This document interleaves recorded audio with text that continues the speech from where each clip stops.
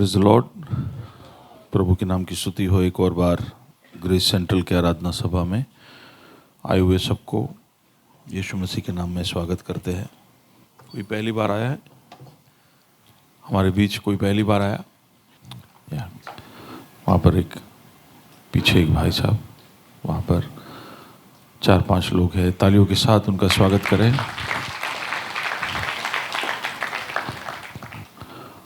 और जो बार बार आते रहते हैं उनका भी हम स्वागत करते हैं। बहुत समय तो नहीं, 2 हफ्ते के बाद शिजू आया है, स्वागत करें उसका।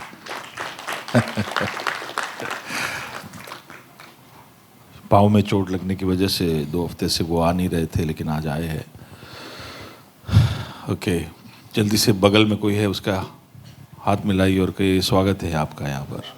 Praise the Lord. ओके, अगर बाइबल लाए हैं तो उठाए, हम ऐलान करने जा रहे हैं। ये मेरा बाइबल है, ये प्रभु का प्रेरित वचन है। ये जीवित है, प्रबल है, चोखे धार से काटता है, गहराई तक छेदता है। ये मेरी भावनाओं को परखता है, मेरे विचारों को जांचता है। ये उपदेश के लिए, समझाने के लिए, सुधारने के लिए, शिक्षा के लिए लाभदायक है। ये मेरे वार का हथियार है, ये मेरे बचाव का रहस्य है। ये मेरे पाँव के लिए दीपक है, मेरी राह के लिए उजियाला है। इसने दिखाया मैं क्या था, याद कराता है मैं क्या हूँ, ये बताता है कि मैं क्या बनूंगा। मैं इसकी ताजगी के लिए तत्पर हूँ, मैं इसके छुटकारे के लिए बेताब हूँ, मैं इसे सुनने के लिए तैयार हूँ।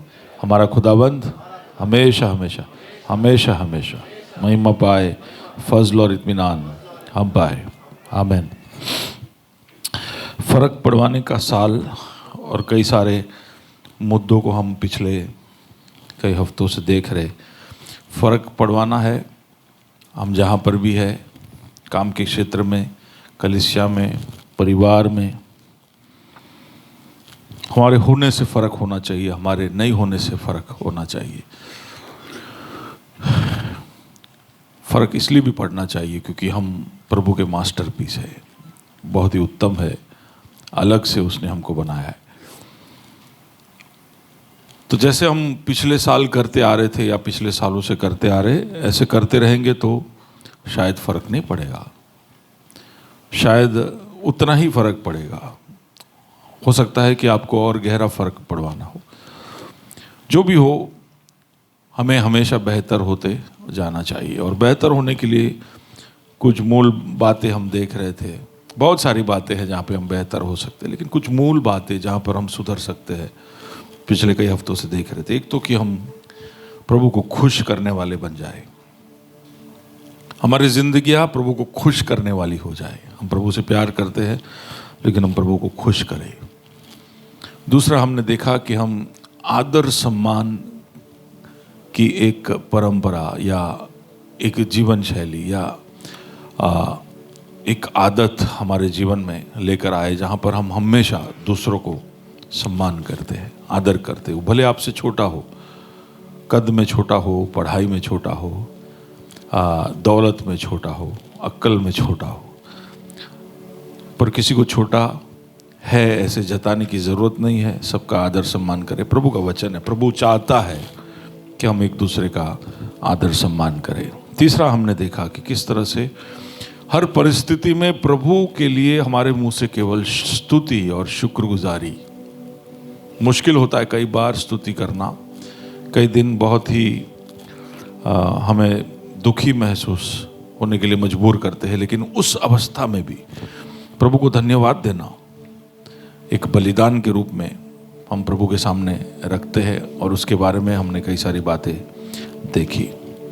फिर हमने देखा कि कैसे हमारे आर्थिक परिस्थिति में बदलाव लाएंगे तो फ़र्क पड़ना शुरू हो जाएगा। और कई बार गरीबी को हमने भेंट लिया है, हमने उसको अपना लिया है, उसमें हमने अपने आप को समझौता कर उसके अंदर हमने अपने आप को बिठा दिया है।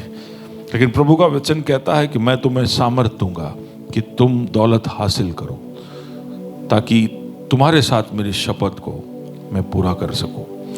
तो उसके कुछ नींव बातों को हमने उस संदेश के अंदर देखा था। पिछले हफ्ते हमने देखा कि किस तरह से प्रभु हमारे लिए मौके खोल कर देता है, और मौका पहचान कर उसका फायदा उठाना जरूरी है। प्रभु की ओर से मौके हमेशा हमको मिलते रहते हैं, और उस मौके का फायदा उठाकर किस तरह से हम फर्क पड़वा सकते हैं। आज हम एक और मुद्दे की ओर गौर करेंगे। उसके लिए हम कोलोसियों की पत्री 3 अध्याय से शुरू करेंगे, लेकिन उससे पहले फिलिपी 3 और 20 में जाएंगे। फिलिपी 3:20, फिलिपियों का पत्र 3 अध्याय या उसका 20वां कलम।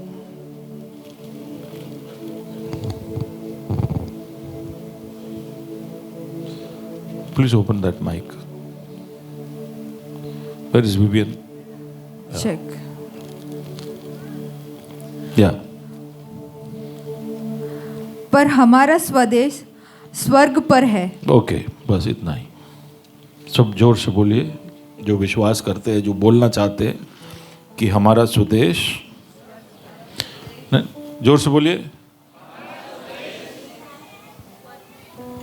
कहां पे है? एक और बार। कुछ ट्रांसलेशन में इस तरह से हमारी नागरिकता, हमारी नागरिकता कहां पर है? स्वर्ग में है। एक और पढ़िए, 2 कोरिन्थी 5 और उसका 20। इसलिए हम मसीह के राजदूत हैं। हम मसीह के राजदूत है। तो हमारी नागरिकता किधर की है? अरे कितना मुश्किल हो रहा है बोलने में। कुछ ऐसा लग रहा है जैसे कि अभी बहुत बड़ा बोझ सर पे डाल दिया है। नागरिकता किधर है? और अब हम क्या है? राजदूत। क्या है? राजदूत। बाजू वाले को बोल, यजदी नहीं, राजदूत।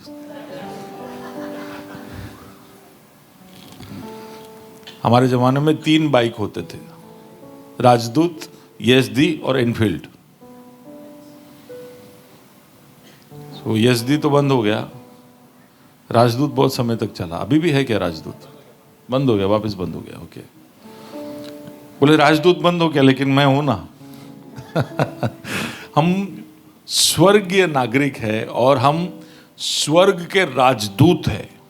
प्रभु ने हमको इस पृथ्वी पर राजदूत बनाकर ठहराया है। केवल वहां की नागरिकता देकर रखी उतना ही नहीं, उसने हमें राजदूत बनाया है। ओके, यूहन्ना 15 और उसका 19, जॉन 15 वर्स 19। यदि तुम संसार के होते तो संसार अपनों से प्रेम रखता, परंतु इस कारण कि तुम इस संसार के नहीं, वरन मैंने तुम्हें इस संसार में से चुन लिया है। ओके, यीशु कहता है कि तुम इस संसार के नहीं हो, मैंने तुमको इस संसार में से चुन लिया है। तो ये सारे वचन जब हम देखते हैं तो एक बात हमें समझ में आता है कि हम कभी भी यहाँ के स्वदेशी या ये हमारा देश है, ऐसे एक भाव में कभी भी हम आ ही नहीं सकते। ये संसार जिसमें हम रहते हैं, हम यहाँ के हैं, ऐसे एक जगह पे हम पहुंचना ही नहीं चाहिए, क्योंकि हमारा स्वदेश कहाँ है? अगर हमारा घर और कहीं हो तो हम कहीं पर भी डेरा नहीं डालेंगे, और कहीं भी जाकर डेरा नहीं। अभी मैं 1 हफ्ते गया था, मैं बेंगलुरु गया, फिर कोयम्बतूर गया, फिर त्रिशूर गया, लेकिन हर बार मैं हमेशा मेरा सारा सामान एक सूटकेस के अंदर ही रखता था, लेकर भागने की तैयारी में, क्योंकि मेरा घर वहां कहीं भी नहीं है, वो मेरा स्वदेश नहीं। लेकिन हम एक दूसरे को क्या कहते हैं? सेटल थाउच है। लेकिन बाइबल क्या कहता है कि तुम्हारा स्वदेश स्वर्ग में है। तुम तो उसके केवल नागरिक ही नहीं, अधिकार से इस पृथ्वी पर रखे गए उसके राजदूत हो। और ये संसार तुम्हें प्रेम नहीं करेगा, ये संसार तुम्हें अपनाएगा नहीं। अगर ये संसार तुमसे प्रेम करता है और तुम संसार से प्रेम करते हो तो कहीं पे स्पेलिंग मिस्टेक है। ओके, बाइबल यही कहता है कि कहीं पे तो कुछ, क्योंकि वो पीछे यूहन्ना 15 जो हमने पढ़ा वहां पर पीछे यीशु कहता है, याद रखना कि ये संसार ने मुझसे नफरत की थी तो तुम तो मेरे दास हो। तो ऐसा नहीं हो सकता है कि संसार तुमसे प्यार करता और तुम संसार में सेटल। तो हम यहां पर हमेशा अजनबी ही रहने चाहिए। हमारे अंदर कुछ ना कुछ ऐसा होना चाहिए जो देखकर संसार कहे कि यार अलग ख्यालों का, यार अजीब ख्यालों का, ये थोड़े अलग है, जो हमको होना नहीं है। हम क्या चाहते हैं? ब्लेंड हो जाना चाहते हैं। इसलिए जब बाइबल भी लेके निकल रहे होते घर से बाहर तो हम ब्लेंड हो जाना चाहते हैं, इसलिए बाइबल छुपा देते हैं या तरह तरह के तरकीब हम अपनाते हैं कि किसी को पता ना चले कि हम मसीह है, हम अलग है, हमारा विश्वास क्या है। कहीं पर भी जाए तो प्रेशर में आ जाते हैं कि हम अलग है, ऐसा किसी को पता चलना नहीं चाहिए, क्योंकि फिर वो 2 सवाल पूछेंगे और उसका जवाब है, जवाब तो है लेकिन देना नहीं है। सही है कि फलाना ये क्यों नहीं कर रहे हो आप, फलाना हमारे साथ शामिल क्यों नहीं हो रहे हो, क्यों हमारे साथ नाच नहीं रहे हो। तो ये सबका जवाब देना नहीं है। हमको किसी के सामने अलग है ऐसा दिखना नहीं है। पर अगर आपको बेहतर होना है और प्रभु के राज्य के लिए कुछ करना है तो पहले तो आपका ये जो सोच है उसमें थोड़ा सा बदलाव लाना पड़ेगा कि हम यहाँ के नहीं हैं, इसलिए हम पूरी तरह से यहाँ पर के स्वाभाविक लोग नहीं हो पाएंगे। संसार में हम हमेशा अजनबी की तरह, हमेशा एक टूरिस्ट, प्रवासी की तरह रहेंगे। इस संसार में हम प्रवासी रहेंगे, सेटल नहीं हो पाएंगे। हमेशा हलचल उथल पुथल होते ही रहेगा, कुछ ना कुछ। आप सूटकेस में से कितने लंबे से लंबा कितना समय तक रहे हो? यहाँ पे कोई है जो बहुत लंबे समय तक सूटकेस में से जिंदा रहा है? 3 महीने सूटकेस में, ओके। कोई बीट करने वाला 3 महीना 1, 3 महीना 2 नहीं है कोई? क्या बात है, 3 महीने सूटकेस में से। आप समझ रहे हो सूटकेस में से जिंदा रहने का मतलब? समझ रहे हो ना कि आपका सब कुछ उसके अंदर ही, आपका दुनिया पूरा उसमें सीमित है। जो आपके काम का है वो सब वो सूटकेस के अंदर ही है। तो इस तरह से जिंदगी जीना एक बहुत बड़ा चैलेंज है। हम हमारे दुनिया को फैलाते रहते हैं, कमरों को फैलाते हैं, हमारे एसेट्स को फैलाते हैं, हमारे इन्वेस्टमेंट्स को फैलाते हैं। हम फैलाते फैलाते इतना फैला देते हैं कि तुरही फूकी जाएगी तो हम बोलेंगे उभार है साहब, उभारो साहब, मैं आविए समेटी लइए। हेलो, समझ पा रहे हो मैं क्या बोल रहा हूं? प्रभु की तुरही फूकी जाएगी, आखिरी नरसिंगा फूका जाएगा तो हम में से कई लोग बोलेंगे साहब थोड़ा रोका ही जाओ, थोड़ा समय आपो हमने। हम इतना फैला कर बैठे। कोलोसी 3 उसका 1 और 2 जरा पढ़े। कोलोसियंस chapter 3 verse 1 and 2।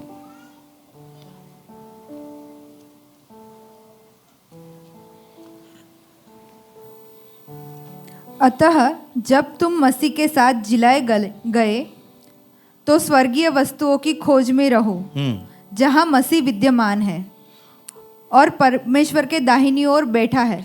Can you zoom out please, Jeffy? Don't zoom like this because there are other things. I want them to see that. Okay. क्या पढ़े थे? क्योंकि आप मसीह, क्या बोले? अतः जब तुम मसीह के साथ जिलाए गए, मसीह के साथ जिलाए गए हो तो स्वर्गीय वस्तु की खोज में रहो। स्वर्गीय वस्तुओं की खोज में रहो जहां मसीह विद्यमान है, ओके, और परमेश्वर के दाहिनी ओर बैठा है। ओके। पृथ्वी पर की नहीं परंतु स्वर्गीय वस्तुओं पर ध्यान लगाओ। ओके, 2 चीजें वहां पर लिखा है, खोज और ध्यान लगाना। खोज और ध्यान लगाना। इंसान हमेशा कुछ ना कुछ खोजते रहता है। और फिर वो प्राप्त करता है तो उस पर अपना पूरा ध्यान लगाता है। ये जिंदगी का मोटिवेशन है।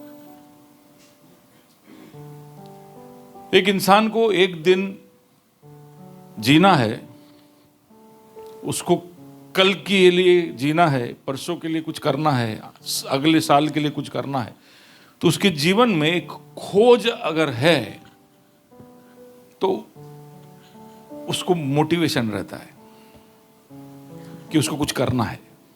उसका खोज उसको उठने के लिए प्रेरित करता है, तैयार होने के लिए प्रेरित करता है, भागने के लिए प्रेरित करता है, मेहनत करने के लिए प्रेरित करता है कि मैं कुछ खोज रहा हूं, मैं तरक्की खोज रहा हूं, मैं दौलत खोज रहा हूं, मैं नाम खोज रहा हूं, मुझे इस दुनिया में कुछ करना है, मैं खोज रहा हूं कुछ।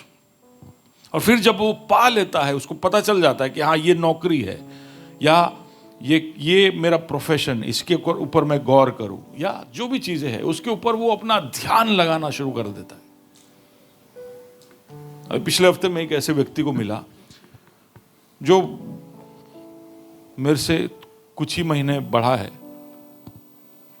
बड़ा एनर्जेटिक बंदा था, भाग भाग करता था। जब भी मैं उसको देखूं सुबह 6:30 बजे घर से निकल जाएगा, रात को 10:30 11 बजे तक। वो शहर ही ऐसा है कि इतना भागना पड़े। लेकिन मैं जब उसको मिला इस बार, तो उसकी आंखों में ही ऐसा लगा जैसे कि जीने की चाहत नहीं है उसको कुछ इतना निराश घूम रहा है। उसको मैं देखा तो मैं उसको पहचान नहीं पाया। उस हद तक निराशा ने उसको पकड़ लिया था। मैं पूछा क्या करना है तेरे को? कुछ नहीं करना, बस। कुछ महीनों पहले उसके साथ कुछ हादसा हुआ, उसके बाद वो ऐसा हो गया। मैंने पूछा क्या कारण है कि तू ऐसा दुखी हो गया है? बोले पता नहीं यार, पर अब मेरे को कुछ करने की इच्छा ही नहीं होती। नौकरी चली गई उसकी। बोला कि नौकरी ढूंढो। बोले नहीं करना है मुझे नौकरी। अरे बाबा तेरी बच्ची है, उसका देखभाल करना है तुझे, तेरी उम्र कितनी है, अभी कितने साल और जीने हैं? बोले नहीं, पता नहीं, मेरे को मन ही नहीं होता है। मैंने बोला तेरा कोई गोल है क्या कुछ अगले साल, उसके बाद वाले साल के लिए? कुछ नहीं। तो गोल नहीं है, कुछ खोज ही नहीं रहा है, कोई भी चीज पर उसका मन ध्यान नहीं लगा रहा है, उसको डिप्रेशन कहते हैं। अगर आप कुछ खोज ही नहीं रहे हो जिंदगी में तो आप डिप्रेस्ड हो। आपने अपना ध्यान कोई चीज के ऊपर लगाया नहीं है और आप उसके वजह से आपने अपने जीवन में अनुशासन नहीं लेके आए हो तो आप डिप्रेस्ड हो। ये दो चीजें हैं जो हर व्यक्ति के लिए जरूरी है, होना चाहिए अपने जीवन में, कि खोज और कुछ चीज है जिसके ऊपर आपने अपने मन को, आपके ध्यान को लगा दिया है। तो हर इंसान जो महत्वाकांक्षी है, जो जिंदगी में कुछ करना चाहता है, वो ये दो चीजें करेगा। वो खोज में रहेगा या अपना मन कुछ चीजों के ऊपर लगा देगा।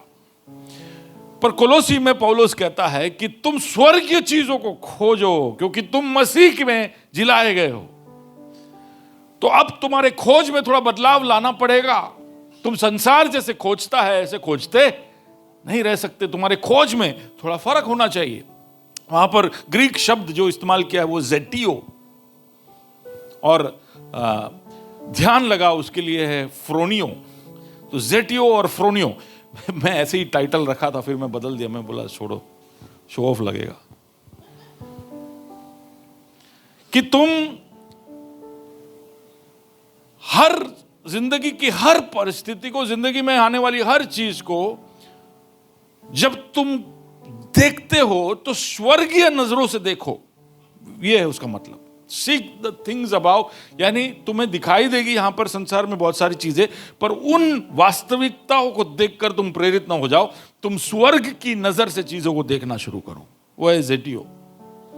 और दूसरा कि जब तुम्हारा मन चीजों पे लग जाए तभी याद रखना कि ये चीजें तात्कालिक है, थोड़े समय के लिए है। स्वर्गीय चीजें है जो अनंत है। देखिए, आपका नजराना हमेशा अगर संसार की दृष्टि से देख रहा होगा तो आप बड़ी सीमित तरह से चीजों को देखोगे। जैसे अगर समझ लो इस शहर में घने बादल छा गए, बहुत ही काले बादल, और गरज रहे और बिजली चमक रही है, तो आप देखोगे कि बड़ा अंधेरा है, बड़ा डिप्रेसिंग है। कभी काले बादल के नीचे खड़े रहे, माहौल कैसा होता है?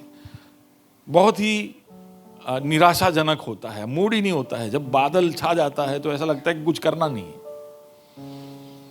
कई बार हमारे जिंदगी में आने वाली कई सारी परिस्थितियां काले बादल के समान है, लेकिन उसी समय अगर कोई प्लेन में आप चढ़ गए ना, और प्लेन टेक ऑफ कर गया और आप उस बादल के ऊपर चढ़ गए ना, तो आपको क्या दिखाई देगा पता है? Can you zoom out please? क्या दिखाई देगा? ऐसा कुछ सीन दिखाई देगा। एकदम सूरज चमक रहा है, वही दिन है, इट्स द सेम डे, लेकिन बादल के नीचे क्या है? अंधेरा है, बिजली है, गर्जन है, मॉइस्चर है। लेकिन बादल के ऊपर चले गए तो एकदम रोशनी, गर्मी, सूरज, सब कुछ एकदम श्वेत, नीचे सब काला, ऊपर सब श्वेत। एक ही दिन, एक ही समय की घटना है। फर्क क्या पड़ा पता है? क्या फर्क पड़ा? आप हो मेरे साथ? आपको देख के लग नहीं रहा है, आप हो मेरे साथ? क्या बोला मैं? आप बादल के नीचे से बादल के ऊपर चले गए तो पूरा सीन चेंज हो गया।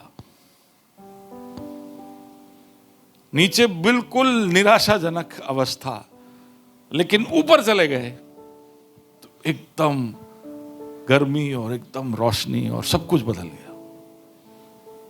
तो क्या बदला? आपका नजरिया बदला। पहले आप पृथ्वी की नजरों से देख रहे थे, अब आप स्वर्गीय नजरों से चीजों को देख रहे हैं। संसार में बैठा हुआ व्यक्ति जब चीजों को देखता है तो उसको कुछ सीमा में ही चीजें दिखाई देती है, कुछ सीमित तरह से ही चीजें देख सकता है। वो उसमें वो सीमित हो जाता है और वो निराशाजनक अवस्थाओं में वो पहुंच सकता है। लेकिन उसी समय उसको, क्योंकि वो अब कहां का नागरिक है? स्वर्गीय नागरिक है। अब वो कहां का राजदूत है? वो याद रखकर जब वो देखना शुरू करे तो उसको पता चलेगा कि अब मुझे इस मौसम के अंदर निराश होने की जरूरत नहीं है। यानी कि अगर आपके जीवन में निराशा आए, फेलियर आए, आप डिप्रेस हो जाए, आपको फ्रस्ट्रेटिंग लगे, चिंताएं हो, तब सब आपको याद करना चाहिए कि यही चीज जब मैं प्रभु की नजर से देखता हूं तो इसमें बहुत फर्क है। नजरिया बदलना पड़ेगा। हम संसार के लोगों जैसे हमारी अवस्थाओं को देख नहीं सकते, सोच नहीं सकते, उसके बारे में समझ नहीं सकते। आप हो मेरे साथ? और जब हम मन लगाए तभी भी याद रखें कि उन चीजों पर मन लगाए जो हमेशा रहने वाली है। इन चीजों पर ना मन लगाए जो हमसे एक दिन छीन ली जाएगी। Do not set your attachments on things which will be taken away, which will not remain. और कई बार हमारे अटैचमेंट्स अनैतिक बातों के लिए होती है, जो प्रभु की नजरों में प्रिय नहीं है या प्रभु को नहीं भाती है। ऐसे चीजों के ऊपर हमारी नजरें लग जाती है। So we should set our mind, phronio, on things above. ये बोलकर मैं आगे बढ़ना चाहता हूं। तो ये जो स्वर्गीय बातें हैं वो क्या है? ये कौन सी स्वर्गीय बातें हैं जिस पर मन लगाने हैं? बाजू वाले को पूछिए, स्वर्गीय बातें क्या है?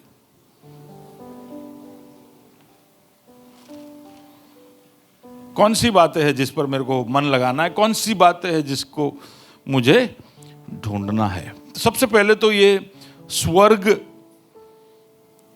या स्वर्ग के बारे में परिभाषा जो हमें बाइबल से पता चलती है वो देख लेते हैं। अगर बाइबल में स्वर्ग को नहीं समझाया है, या ये ऊपर की बातों को नहीं समझाया है तो फिर हम कैसे जी पाएंगे। तो पहले हम समझने की कोशिश करते हैं कि कैसे ये स्वर्ग क्या है, हम देखें, कहाँ से देखें, उसके बारे में थोड़ा सा झलक कैसे मिले। तो आइए हम देखते हैं मत्ती 3 और उसका 2, जल्दी से, quick, please don't zoom too much, okay, it's okay, they can see it. मन फिराओ Yeah. क्योंकि स्वर्ग का राज्य निकट आ गया है। मन फिराओ क्योंकि स्वर्ग का राज्य निकट आ गया है। ये है यूहन्ना का अनाउंसमेंट, सबसे पहला प्रचार जो नए नियम के अंदर हो रहा है। जब हम सुसमाचार शुरू करते हैं तो वहां पर सबसे पहली घोषणा ये है,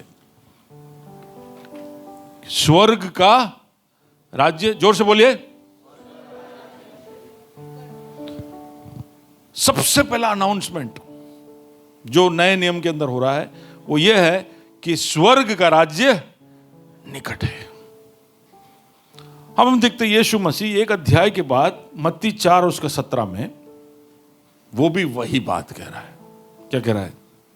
उस समय से यीशु ने प्रचार करना और यह कहना आरंभ किया, हाँ। मन फिराओ क्योंकि स्वर्ग का राज्य निकट आया है। मन फिराओ क्योंकि स्वर्ग का राज्य निकट है। अब आप सोचिए कि नए नियम की शुरुआत में ही पहली घोषणा क्या है कि संसार के वासियों, स्वर्ग का राज्य, एक दूसरा राज्य आ गया है, तुम इस राज्य में हो, अब सुन लो, दूसरा राज्य आ गया है, चीजें बदलने वाली है। और ये राज्य किसका है, कहां से है? स्वर्गीय है। दूसरे सुसमाचार के अंदर उसको परमेश्वर का राज्य कहा गया है, द किंगडम ऑफ गॉड, प्रभु का राज्य, वही है स्वर्ग का राज्य। तो यूहन्ना ये कहता हुआ आता है, यीशु भी सब जगह पर यही बोलता बोलता घूमते गया, kingdom of heaven is near. आप सोच के देखिए, इधर आकर कोई बोलना शुरू कर दे, काल थी अमेरिका कर से हो इंडिया ऊपर राज्य,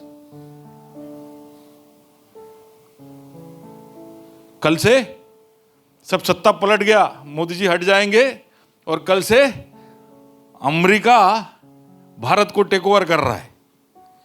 हेलो हेलो अमेरिका, सब लोग खुश हो जाएंगे, वीजा भी लेना नहीं पड़े, बैठा बैठा। हाँ, लेकिन आप ऐसे सोच के देखिए कि कुछ समय दे दे, बोले अमेरिका बोले कि बहुत है, क्यों हमें क्या थी जो ये 10 वर्ष थी, 10 साल से तुम लोग ये सब कर रहे हो, कुछ ही समय के अंदर अमेरिका भारत पे टेक ओवर करने जा रहा है। तो हमारा स्वभाव बदलेगा, हमारे निर्णय बदलेंगे। हाँ, अरे बताओ ना, कुछ तो सोच के बताओ। क्या?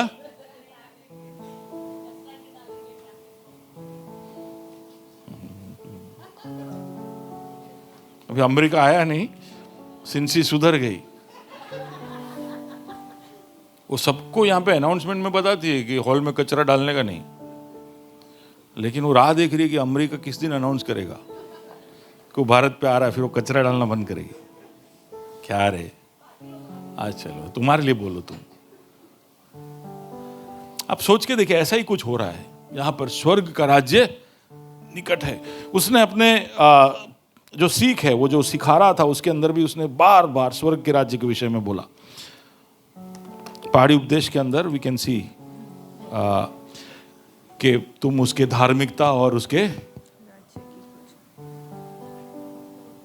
Seek ye first the kingdom of God and his righteousness, उसके राज्य और उसकी धार्मिकता के खोजी बनो। उसने जब प्रार्थना सिखाया, उसमें भी उसने इस तरह सिखाया कि हे पिता परमेश्वर, तेरा राज्य आए।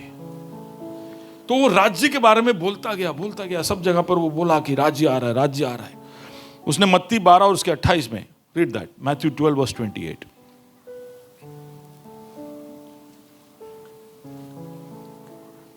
पर यदि मैं परमेश्वर के आत्मा की सहायता से दुष्ट आत्माओं को निकालता हूँ तो परमेश्वर का राज्य तुम्हारे पास आ पहुंचा है। ओके, अभी तक वो बोल रहा था कि निकट है, लेकिन फिर वो बोलता है अगर, सोच लो भाइयों, कि मेरे एक आज्ञा देने से दुष्ट आत्माएं निकल जाती है, तो समझ लेना कि स्वर्ग का राज्य आ चुका है। दुष्ट आत्माएं अंधकार के राज्य की है, वो अपना सत्ता यहां पर जमा कर बैठे हैं। ये ऐसा हो गया कि किसी ने आपकी जमीन पे कब्जा कर लिया, कोई रबारी ने, और फिर आप वहां जाते हो और रबारी जमीन छोड़ के चला जाता है। ऐसे जाते हैं क्या मुकेश जल्दी से? रबारी लोग अगर उन्होंने कब्जा कर लिया तो जमीन गया समझो, फिर नहीं मिलेगा जमीन। सही है, रबारी कम्युनिटी है ना, बहुत कब्जा करवाना होता है तो लोग उनका इस्तेमाल करते हैं। तो अगर उन्होंने ले लिया तो गया, वो जमीन नहीं मिलेगा वापस। लेकिन अगर वो निकल रहा है, उसका मतलब कि उससे भी ताकतवर कोई सामने खड़ा है। समझ रहे हो?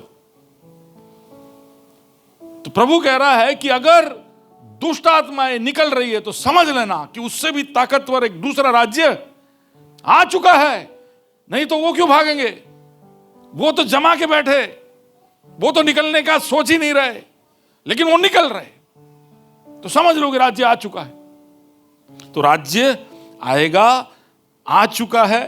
फिर लूका 4 और उसका 43, 4:43। परंतु उसने उनसे कहा, हाँ, यीशु कह रहा है अपने चेलों से, मुझे अन्य नगरों में भी परमेश्वर के राज्य का सुसमाचार सुनाना अवश्य है। अवश्य है कि मैं सब नगरों में जाऊं और ये राज्य का सुसमाचार कि स्वर्ग का राज्य आ चुका है, कुछ नया आ चुका है, कुछ अनोखा आ चुका है, कुछ ऐसा आ रहा है जो बादलों के नीचे काला दिखाई नहीं देगा। एक ऐसा राज्य आ रहा है जहां पर भूत प्रेत दुष्ट आत्माएं भाग जाएंगे। यही चीज जब वो मुर्दों से जी उठता है, प्रेरित 1 और उसका 3, एक्ट्स चैप्टर 1:3। उसने दुख उठाने के बाद बहुत से पक्के प्रमाणों से अपने आप को उन्हें जीवित दिखाया और 40 दिन तक वह उन्हें दिखाई देता रहा और परमेश्वर के राज्य की बातें करता रहा। ओके, जी उठने के बाद उसने 40 दिनों तक अपने आप को अपने चेलों के सामने दिखाकर ये प्रमाण दिया कि मैं जी उठा हूं। और क्या बातें बताई उसको 40 दिनों तक? क्या बात की यीशु ने? सुरभि, क्या बात किया यीशु ने? નથી સાંભળતી તું? આમ ખાઈને જોઈને બેઠી છું। क्या सुनाया यीशु ने 40 दिन तक? स्वर्ग के राज्य के बारे में। कान लगाओ, खाली आंखें नहीं। क्या है? 40 दिनों तक यीशु को अपने चेलों को बताने के लिए स्वर्ग का राज्य, स्वर्ग का राज्य, स्वर्ग के राज्य, यही उसने सुना। जी उठने के बाद भी यीशु यही सिखा रहा है। तो आप एक बात समझ जाइए कि यीशु ने शुरुआत भी इसी से की, पूरे समय यही बोलता रहा। जी उठने के बाद भी अभी वो 40 दिनों तक यही बोल रहा है। वहां पर और कुछ नहीं लिखा है। 40 दिनों के बाद उसने तुमको कैसे सामर्थ मिलेगा, तुम ये दुनिया में क्या क्या करोगे, तुम कहां कहां पर कौन से राज्य में कौन से जमीनों को कब्जा करोगे, कौन से बिशप, कितने बिशप होंगे, अपने सब नहीं बोला उसने। तभी भी बात कहां का बोला? हम लोग अभी भी यहां पे सत्ता जमा रहे, डायोसिस बढ़ा रहे, हमारा इलाका बढ़ा रहे यहां पर प्रभु 40 दिन जब हमारे यहां पर था तो हम यही सोच रहे, यीशु यही बता रहा है कि कैसे स्वर्ग का राज्य होगा। वो प्रेरितों का मन और ध्यान, उनका खोज कहां होना चाहिए, वो उनको बार बार बता रहा है। उनको इतना एक्साइट कर दिया, यार स्वर्ग का राज्य, स्वर्ग का राज्य, स्वर्ग का राज्य। वो लोग फिर पूरा जिंदगी यही सोचते रहे। उनके हर निर्णय में उन्होंने स्वर्ग के राज्य को दिमाग में रखकर अपने खोज को रखा, अपने ध्यान को लगाया। पौलुस भी यही कहता है। पौलुस देखिए एक्ट्स चैप्टर 19 वर्स 8, वह आराधनालय में जाकर हाँ 3 महीने तक निडर होकर बोलता रहा और परमेश्वर के राज्य के विषय में विवाद करता और समझाता रहा।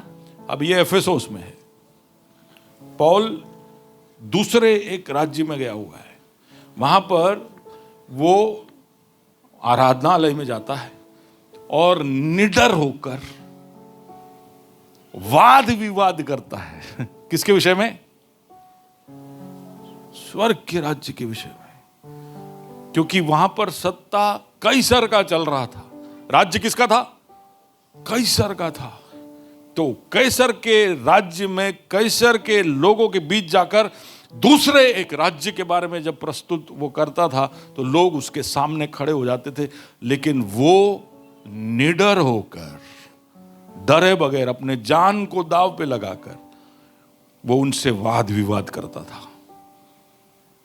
हमारे जैसे नहीं कि रेवा दे ने અહીંયા ટેન્શન લાગે આપણે અહીંયાથી વટી જઈએ, भाग जाते। ये टॉपिक अपने को छेड़ना नहीं, क्योंकि यार ये हमारे सामने खाली खाली झगड़ने आएंगे।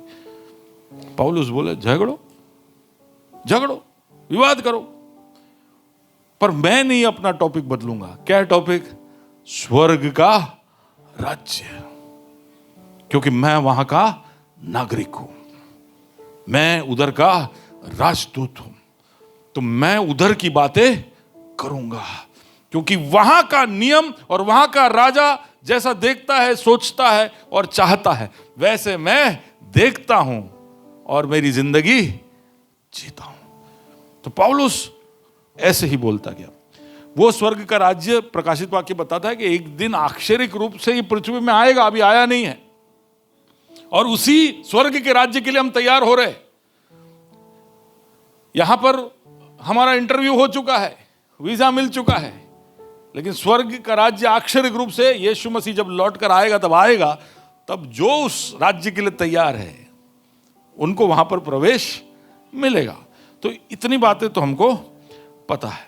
तो एक बात है कि अगर यीशु ने और प्रेरितों ने, सब ने स्वर्ग के राज्य के विषय में इतना सारा भार लिया, तो उसका मतलब है कि ये बहुत ज्यादा महत्वपूर्ण है और इसको हमें बहुत हमारे सोच में आगे रखना चाहिए कि मैं स्वर्ग के राज्य का हूं, मैं यहां का नहीं हूं, मैं संसार का नहीं हूं।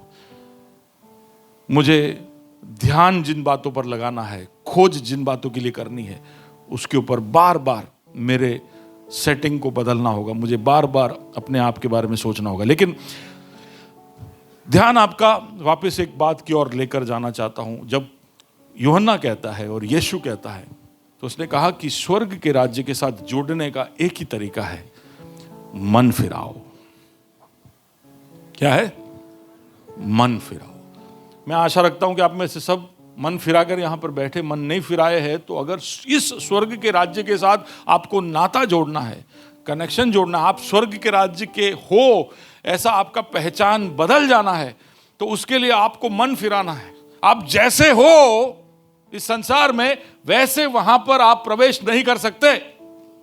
आपके सोचने के तरीकों में आपका जो वर्ल्ड व्यू है उसको बदलना पड़ेगा। This is not acceptable, what you do and think is not acceptable, you have to change.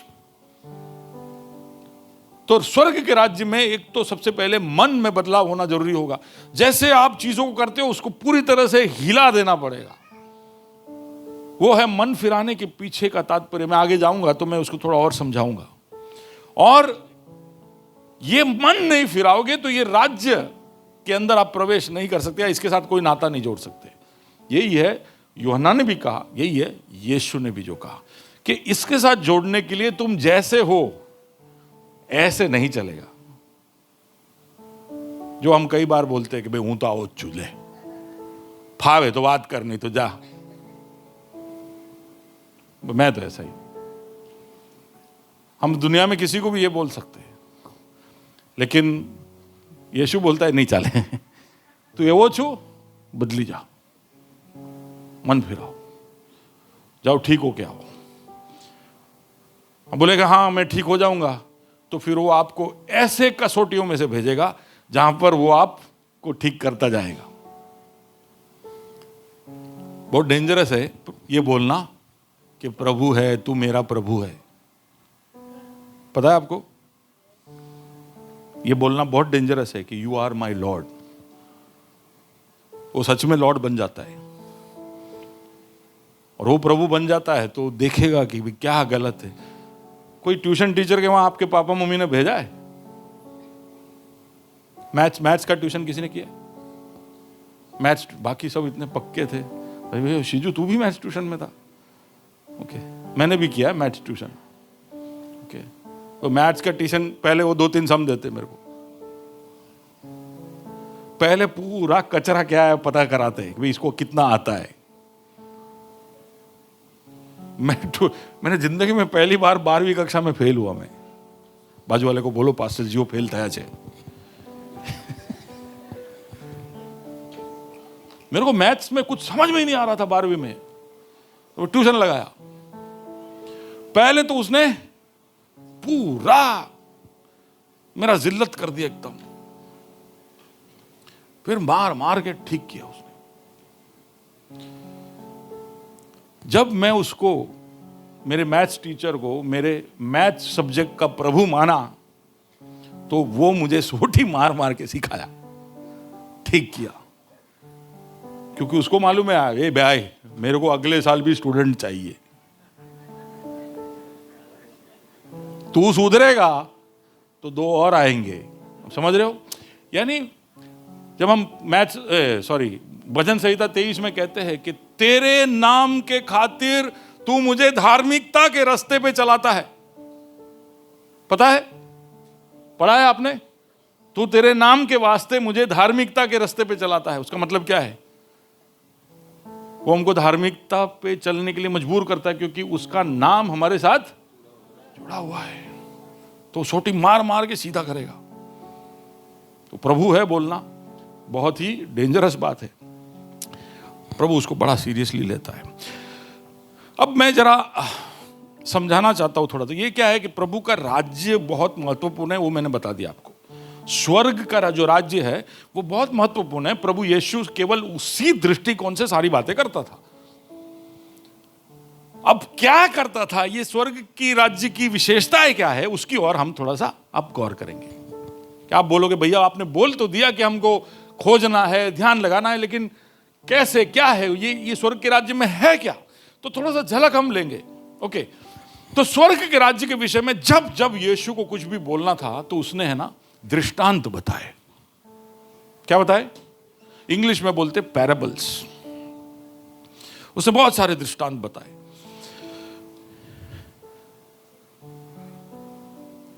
प्रभु स्वर्ग के विषय में छुपा के नहीं रखता है। कल मैंने यूथ सर्विस में भी कहा कि God doesn't hide anything from his people. हम सब लोग हैं जो चीजें छुपाते रहते हैं। हम सब के जीवन में कुछ ना कुछ है जो हम छुपाते हैं। हम चाहते नहीं किसी को पता ना चले, हम चाहते हैं किसी को पता ना चले, और हम सोचते हैं कि हमारे जैसा ये खुदा भी, क्योंकि हम तो उसके सदृश और स्वरूप में है, तो हम छुपाते हैं। वो भी ऐसा नहीं होता है हम है इसलिए वो ऐसा नहीं है। हाँ, हम इसलिए छुपाते हैं क्योंकि हमारे अंदर अंधेरा है और प्रभु क्या है? उजाला है। प्रभु ज्योति है, प्रभु रोशनी है, उसके अंदर अंधेरा नहीं। उसके पास ऐसा कुछ भी नहीं जो वो छुपाता है। तो स्वर्ग के विषय में हमको बताने के लिए हमसे ज्यादा उतावला कौन है? जब आपने कोई अच्छा चीज बनाया और आपका दोस्त घर में आता है तो आप उससे बात करते हो, कैसा है तू, क्या है, लेकिन मन में क्या चल रहा होता है कि कब मैं बताऊं, कब मैं बताऊं। हुआ ऐसा? कुछ अच्छा हमने किया होता है तो हम बड़े उतावले होते हैं दिखाने के लिए। प्रभु को बड़ा पक्का मालूम है कि स्वर्ग का राज्य बहुत बढ़िया है, तो बताना चाहता था। लेकिन प्रॉब्लम यह है, प्रॉब्लम यह मेरे और रूडी के बीच में जो है वो है, रूडी बोले पकड़ लिया मेरे को। एक दिन रूडी ने मेरे को पूछा, लाला ये गाड़ी कैसे चलता है? ये चाबी डालते हैं तो गाड़ी चालू कैसे हो जाता है, फिर ये चलने कैसे लगता है? आप में से कितने लोग बोलते हैं हमारा भी यही सवाल है, ये ऐसे कैसे चाबी लगाया गाड़ी चालू, निकल पड़े हम। तो मैं समझाता हूं रूडी को, रूडी गाड़ी के अंदर इंटरनल कंबस्चन इंजन होता है। बोले ये क्या होता है लाला? बेटा उसके अंदर ऐसे सिलेंडर्स होते हैं, हेड होता है, उसमें से डीजल निकलता है, पिस्टन उसको हाई टेम्परेचर प्रेशर पे प्रेशराइज करता है, तो इग्निशन होता है, कंबस्चन होता है, उसकी वजह से एनर्जी रिलीज होता है, तो क्रैंकशाफ्ट घूमता है, वो जाके ट्रांसमिशन को घुमाता है, ट्रांसमिशन व्हील को घुमाता है और हम निकल पड़ते हैं। समझ गए? समझ गए?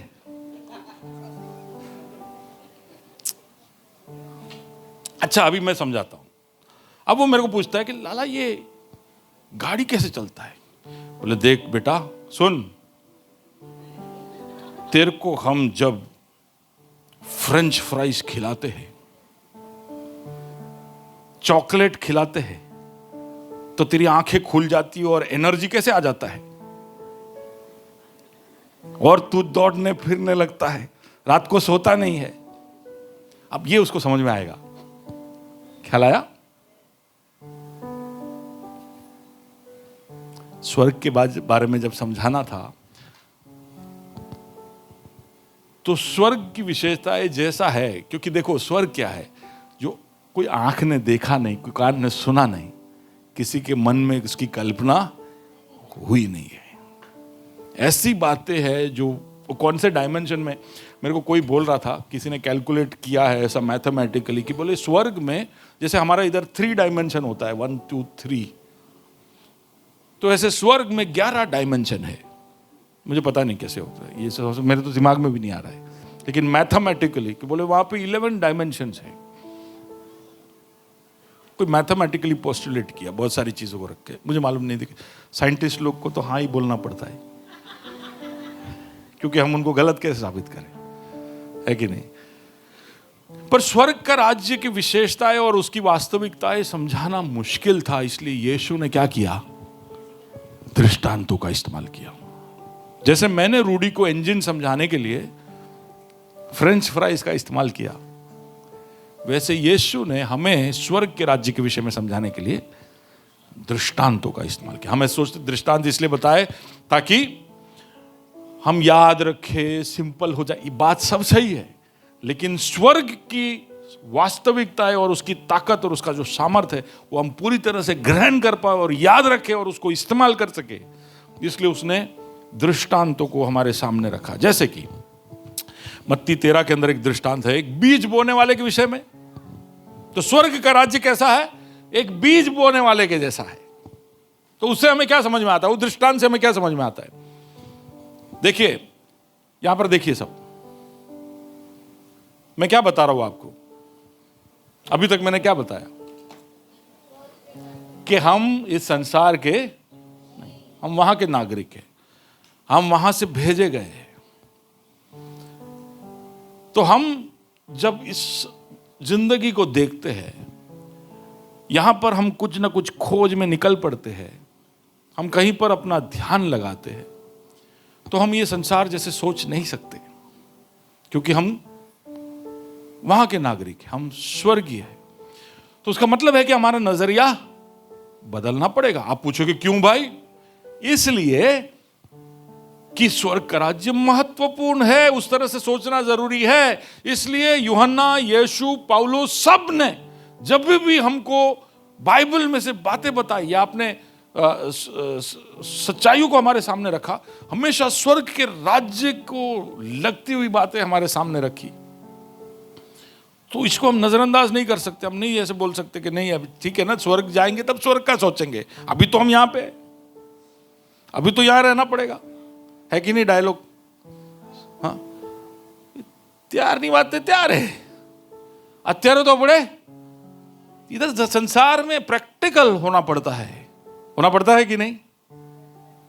प्रैक्टिकल होना पड़ेगा। तो यहां की बातें करो ना, ये सब क्या है? अब कोई भी किसी को भी आप जाके बोलोगे कुछ ऐसा, कोई अगर आप 20-22 के हो, 25 के हो, 30 के हो, आप जाके किसी को बोलोगे परमेश्वर के बारे में, वो बोलेगा શું થઈ ગયું તારું દિમાગ ભમી ગયું છે કે શું? અલ્યા આ ઉંમરમાં ના આવી વાતો કરાય. 50-60 સુધી જીવી લે, પછી આ બધી આધ્યાત્મિક વાતો કરાય, है कि नहीं? संसार वाले ऐसे सोचते ये सब अभी का बात नहीं है, लेकिन हमें स्वर्ग को हमेशा हमारे नजरों में रखते हुए हर चीज को समझना है. तो अगर ऐसा है तो हमें पता होना चाहिए ना कि स्वर्ग की बातें क्या है. तो इसलिए 38 जितने दृष्टांत है, आप पूरा बाइबल में कुछ पढ़ो या ना पढ़ो, आप ये दृष्टांत जरूर पढ़ लेना. आप हो मेरे साथ? आप हो मेरे साथ? बड़े सरल से है, कहानियां है. आप ये दृष्टांत पढ़ लोगे तो थोड़ा बहुत समझना शुरू हो जाएगा. दृष्टांतों की गहराइयों में उतरोगे तो आप स्वर्ग की सिद्धांतों को सीखना शुरू करोगे.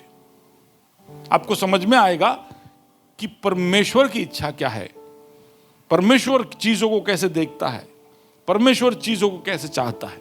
तो जैसे कि बीज बोने वाले के दृष्टांत है, उसके अंदर ऐसा लिखा है कि एक बीज बोने वाला निकला, उसने कुछ बीज डाल दिए तो कुछ रास्ते पर गिरे, कुछ पथरीली जमीन पर गिरे, कुछ कांटों पर गिरे और कुछ अच्छी जमीन पर गिरे. तो उसका मतलब क्या है? उसका मतलब यह है, प्रभु यीशु हमको यह बता रहा है कि देखिए ये वचन हर कोई ग्रहण नहीं करेगा. तुम निराश मत हो. कभी कभी आपके घर के लोग ही होंगे, कभी आपकी पत्नी होगी, कभी आपके बच्चे होंगे. आप निराश हो जाओगे कि मुझे समझ में आया तो उसको क्यों नहीं आया. बोले ऐसा है. ये स्वर्ग का राज्य कहां पर बनना शुरू होगा वो उस व्यक्ति के ऊपर निर्भर है. तो कुछ लोग नहीं इसको ग्रहण करेंगे, कुछ लोग ग्रहण करेंगे, लेकिन वो बार दर्शाए उससे पहले सुरसुरिया हो जाएगा. कुछ लोग बाहर निकलेंगे लेकिन लंबे समय तक नहीं रहेंगे, क्योंकि इस जीविका की चिंताएं उन्हें घोट लेगी. लेकिन कुछ है जो ग्रहण करेंगे और 30 गुना, 60 गुना, 100 गुना फल उत्पन्न करेंगे. तो प्रभु का राज्य और इसका सुसमाचार हर कोई ग्रहण नहीं करेगा. तो एक सच्चाई है ये. दूसरा एक दृष्टांत बताता है कि स्वर्ग का राज्य उस व्यक्ति का जैसा है कि जिसने एक बहुत बड़ा खजाना पा लिया एक जमीन पर, फिर वो अपना सब कुछ बेचकर आकर वो जमीन खरीद लेता है. उसका मतलब है, यीशु बता रहा है कि स्वर्ग का राज्य इतना बहुमूल्य है कि इस संसार की सारी चीजों से भी उसका मूल्य ज्यादा है. और तुम्हें तब समझ में नहीं आएगा कि कैसा है, लेकिन वो ऐसा है. तुम उसको प्राप्त कर लोगे तो उस खजाने को प्राप्त कर लिए उसके बराबर हो जाएगा जो उस व्यक्ति को मिला है. उसने अपना सब कुछ उस दिन तक उसको जो भी मिला होगा, विरासत में हो या उसने कमाया हो, इस संसार के सारे प्राप्तियों से, सारे बातों से बढ़कर है स्वर्ग का राज्य. उसको उतनी प्राथमिकता देनी चाहिए. ऐसा कर कर वो बताता है. लेकिन स्वर्ग का राज्य छुपा हुआ खजाना है, हर एक को नहीं मिलेगा. ढूंढना पड़ेगा, ढूंढना पड़ेगा. जो ढूंढेगा वो पाएगा. कई लोग बैठे कि હું બેઠો છું, પરમેશ્વરને ગમતો હું તો એ આવે અને મને બોલાવે, હું જઈશ. प्रभु ऐसा कर सकता है, क्योंकि आगे हम देखेंगे कि एक दूसरे जगह पे दूसरे दृष्टांत में बताता है किसी किसी को मैं बुलाता हूं. लेकिन सब ऐसे राह देखे के ना बैठे कि इनविटेशन आवશે. आप में से कई लोगों को खोजना पड़ेगा, और खोज के निकले और मिल गया तो उसको प्राथमिकता दो. स्वर्ग का राज्य हर एक को प्राप्त नहीं होता है. बड़े बड़े संसार में बुद्धिजीवी है जिनको ये सत्य प्राप्त नहीं हुआ है. बहुत ताकतवर लोग हैं इस संसार के अंदर जिनको ये सत्य प्राप्त नहीं हुआ है, लेकिन अगर तुमको मिल गया है तो जो कुछ तुम्हारा है उसको सबको छोड़कर भी इसके पीछे लग जाओ। फिर वो बताता है कि स्वर्ग का राज्य उस औरत के समान है जो थोड़े से आटे में खमीर डालती है, यीस्ट डालती है। तो आपको ऐसा लगेगा कि कितना छोटू सा है, आटा बड़ा और उसमें थोड़ा सा यीस्ट आपने डाला, और आपको लगेगा कि इससे क्या असर होगा। लेकिन ये प्रभु का वचन है जो आपके अंदर जा रहा है। प्रभु का वचन आपके अंदर जाएगा और आप उसको समय दोगे तो वो धीरे धीरे कर कर आपके सारे जिंदगी के ऊपर हावी होना शुरू हो जाएगा। दिखेगा नहीं कि काम कैसे हो रहा है, लेकिन धीरे धीरे कर कर आपको पूरी तरह से बदल देगा। कितने लोग कहते हैं सही है बात, सही है बात। बोले प्रभु का वचन जब घुसा था तो मुझे ऐसा नहीं लगा था कि मैं इतना सारा बदल जाऊंगा, लेकिन प्रभु का वचन धीरे धीरे फैलते फैलते फैलते खमीर के जैसे पूरे आटा में फैलकर अब आटा भी बड़ा हो गया।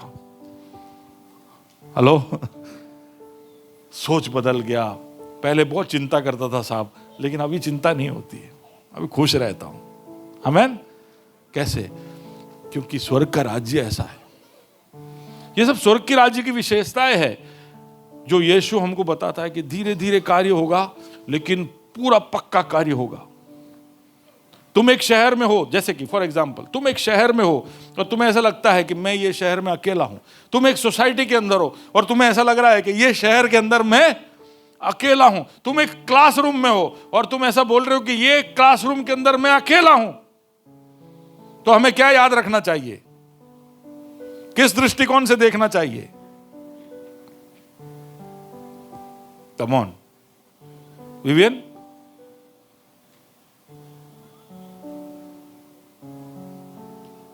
अरे बोलो ना, क्या ऐसा हूं कर रहे हो? क्या क्या हो गए? क्या देखोगे आप? आपके क्लास में अकेले हो तो ओनली बिलीवर।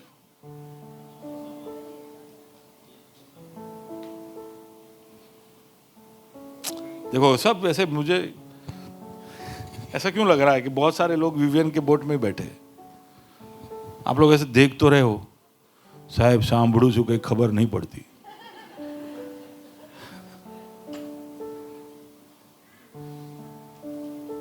ये दृष्टांत अगर आपको आपके जीवन में अमल में लाना हो तो कैसे देखोगे आप? बोले भले मेरे सोसाइटी में, मेरे ब्लॉक में मैं अकेला हूं, लेकिन मैं खमीर हूं। क्या हो आप? बाजू वाले को बोलो मैं काफी हूं, क्योंकि वो मुझ में है और वो काफी है। हालेलुया। तो आपके उस कंपनी में रहने से, उस सोसाइटी में रहने से, उस क्लासरूम में रहने से फर्क पड़ेगा, फर्क पड़ेगा। आपके परिवार में आप अकेले विश्वासी हो, लेकिन आप क्या हो?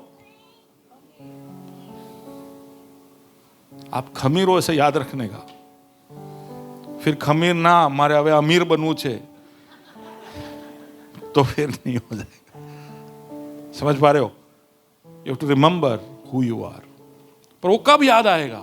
जब आप याद रखोगे कि आप स्वर्गीय नागरिकता रखने वाले हो और आप उसके राजदूत हो। आपको उस परिस्थिति में क्या हो सकता है? आप बिल्कुल से निराश हो सकते हो, एकदम अरे डर के एकदम कोने में बैठ जाओगे कि हूं अकेला, मैं अकेला हूं, मेरे से क्या होगा, मैं कुछ नहीं कर सकता, मैं कुछ बदलाव नहीं कर सकता। लेकिन स्वर्गीय दृष्टि से देखने वाला ऐसा सोचता है कि मैं खमीर हूं, मैं यहीं पे रहूंगा तो थोड़े समय के अंदर पूरे सोसाइटी में मेरा असर होगा। ऐसा विश्वास भी करना पड़ेगा, ऐसा विश्वास भी करना पड़ेगा। हम लोग सब कैसे पता है? हम आटे के अंदर है खमीर, लेकिन पहले खमीर प्लास्टिक के अंदर है। हम ऐसे प्लास्टिक लेते, उसमें खमीर डालते, उसको बीट लेते और फिर आटे के अंदर घुसते। नहीं समझ में आया? हाँ, क्योंकि सोसाइटी में हम कोई आता है हमसे, सर आइए ना हमारा आज शाम को फाफड़ा जलेबी का प्रोग्राम है, पाप लागे, हम नहीं जाएंगे तुम्हारे साथ। बोलते नहीं ऐसा, लेकिन हम प्लास्टिक के अंदर अपने आप को सील करके किसी के साथ भी, दुनिया का डेरा छोड़कर एक दिन जाऊंगा मैं अनंत घर। अरे भाई तू जाएगा एक दिन, पर अब तो इधर है। दुनिया वाले के साथ कोई नाता रिश्ता कुछ नहीं। तो हम खमीर है, लेकिन हम आटे में मिक्स नहीं हो रहे। तो थोड़ा सा खुद पे भरोसा रखिए और मिक्स हो जाइए आटे में, फिर देखिए आटे में क्या कमाल होता है। वो खमीर की गुण विशेषता आपको किसने दी है? आपके वो एमबीए या बीकॉम की वजह से नहीं है आपके अंदर वो विशेषता। आप स्वर्ग के राज्य के हुए, इसलिए आप खमीर हो। आप फलाना फैमिली से आए, आप इतना अच्छा गा सकते, बोल सकते, इससे कोई फर्क नहीं पड़ता। पर प्रभु ने अगर आपको नया कर दिया है तो आप खमीर बन गए। इसलिए वो दृष्टांत दिया है। फिर उसने कहा, तो बहुत सारे दृष्टांत है, जल्दी से बोलता हूं। एक मछली पकड़ने वाले जैसा है स्वर्ग का राज्य। A man who catches fish, बहुत सारे मच्छी आएंगे, तरह तरह के मच्छी जाल पकड़े। जाल ऐसे ढूंढते हुए नहीं जाते, पोम्फ्रेट क्या, पोम्फ्रेट क्या। जाल जाते, मैं गया था गोवा, तो जाल में पता नहीं क्या क्या, क्रैब भी आ रहा है न, प्रॉन भी आ रहा है, लॉबस्टर भी आ रहा है, पता नहीं क्या क्या आ रहा है। वैसे मुझे पता नहीं चल रहा है लॉबस्टर और प्रॉन में फर्क क्या, मुझे ऐसा सब लग रहा है। और तरह तरह की मछलियां भी है। लेकिन ये मछुआरे सब एकदम से टोकरी लेके आके फटाफट फटाफट कुछ कुछ मछली इधर डाल रहे, सब सॉर्टिंग कर रहे। उसमें से कुछ मछलियों को कोई लेके भाग के दरिया में वापस डाल रहा है। अब ये सब मुझे समझ में नहीं आया क्या कर रहे लोग, लेकिन जो देखा मैं बता रहा हूं। यानी जाल में पकड़े हुए बहुत सारे अलग अलग तरह की मछलियां, उसमें से कुछ को दरिया में वापस फेंका जा रहा है, लेकिन कुछ को छोड़ दिया वहां पे। वो फफड़ते फफड़ते वहीं मर जाते, नहीं ले जाते, कोई नहीं ले जाता। तो वो बीच में भी ऐसे कुत्ते सब ऐसे, जब जाल निकालते तो कुत्ते भी ऐसे आते देखने के लिए कुछ मिलेगा क्या। वो फफड़ रहा मछली के पास, कुत्ता भी जाता है, बोलता है नहीं जो तू।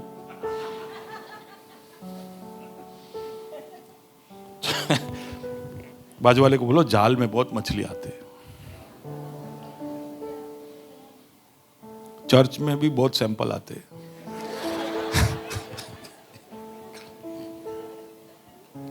क्या करें, जाल फैला तो बहुत आए। लेकिन आप किस तरह के मछली हो? तो कुछ मूल्यवान है, कुछ शायद नाश हो जाएंगे, कुछ शायद वापस दुनिया में चले जाएंगे। ये सब होगा। लेकिन तरह तरह की मछलियां ये जाल लेकर आएगी।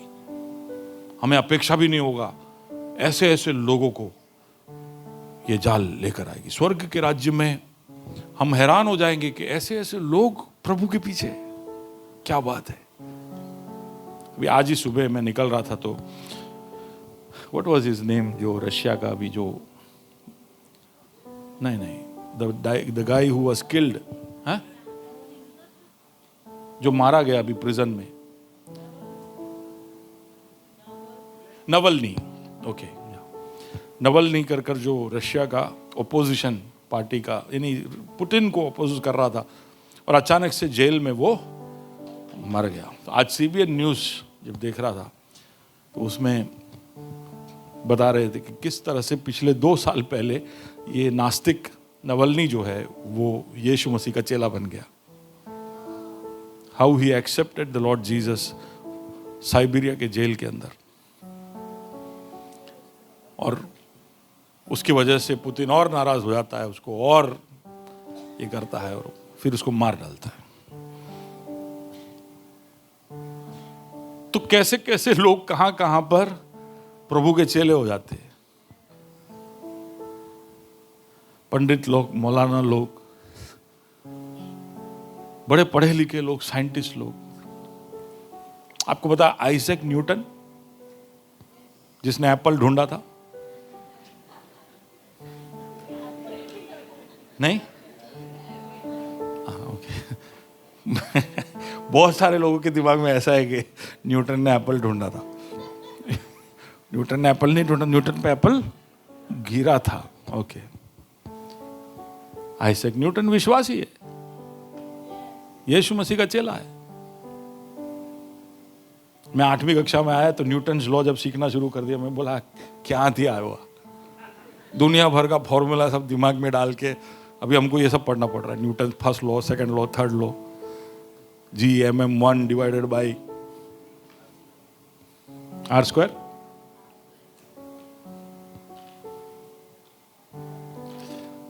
एक्सेलरेशन ड्यू टू ग्रेविटी, सब न्यूटन्स लॉ में आता है। Believer, Blaise Pascal, believer. तो ऐसे कई सारे मछलियां हैं जो आएंगे हमें। आप बंबई में जाओगे तो पूरा एक चर्च है जहां पर उस चर्च के सारे मेंबर्स हिजरा कम्युनिटी, ओके, हिजरा जो कम्युनिटी है उनका पूरा चर्च है, उसका पास्टर भी हिजरा है। ऐसा काम होता है। प्रोस्टिट्यूट्स के बीच में काम होता है। प्रभु का वचन कहां कहां पहुंचता है। कुछ कुछ ऐसे इलाकों में जहां पे अभी तक रोशनी नहीं पहुंची है या इलेक्ट्रिसिटी नहीं पहुंचा है, वहां पर प्रभु का वचन पहुंच गया। तो ये जाल, तो हम कभी भी ऐसा ना सोचे कि ये तो पान का दुकान चलाता है, ये इसको थोड़ी कुछ मिलने वाला है, ये तो भिखारी है, इसको क्या सुनाने का। ओए तो चीफ सेक्रेटरी છે ગવર્મેન્ટના, એમને क्या ગોસ્પલની જરૂર છે। स्वर्ग का राज्य का ये बोलते हैं ना कि कानून का हाथ प्रभु के सुसमाचार का हाथ उससे भी लंबा है, किसी को भी पकड़ लेता है, कहीं भी पहुंच जाता है। तो इसलिए निराश होने की जरूरत नहीं। और केवल सुसमाचार फैलाने के विषय में नहीं, इसके गहराइयों में आप जाकर सोचोगे तो बहुत सारी बातें आपको मिलेगी। स्वर्ग का राज्य एक ऐसे व्यक्ति के समान है जो बहुत बड़ा कर्जेदार था, राजा के पास जाता है, माफी मांगता है, राजा कर्ज माफ कर लेता है, लेकिन वो फिर वहां से निकलता है तो उसका एक कर्जदार उसको दिखता है, उसको वो पीट पीट के पूरे पैसे वसूल करता है।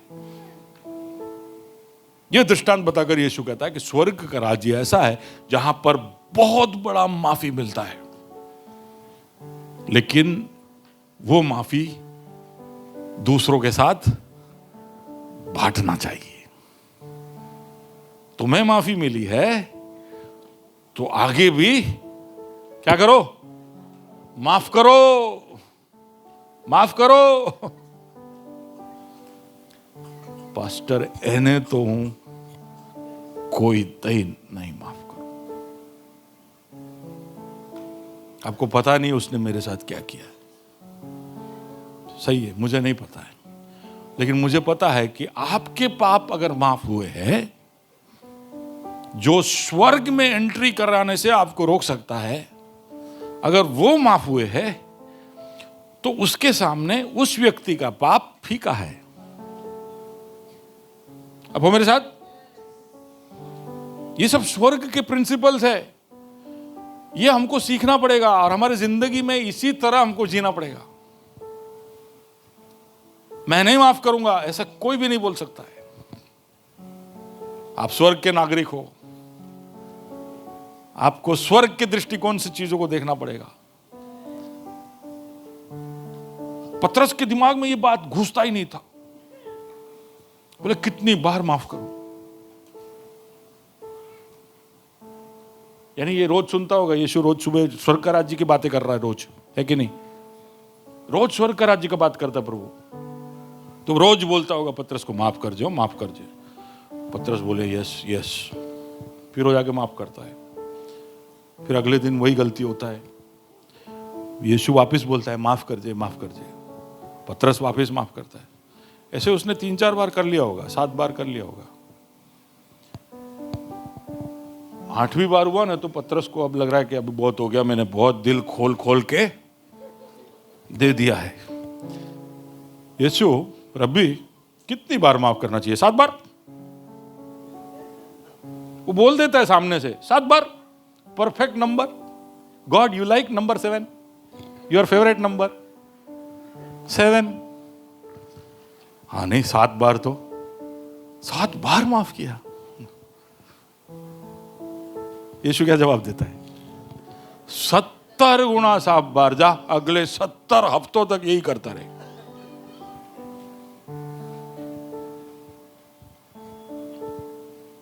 सुन रहे हो सुमन? राधे मोहन को कितनी बार माफ करने का?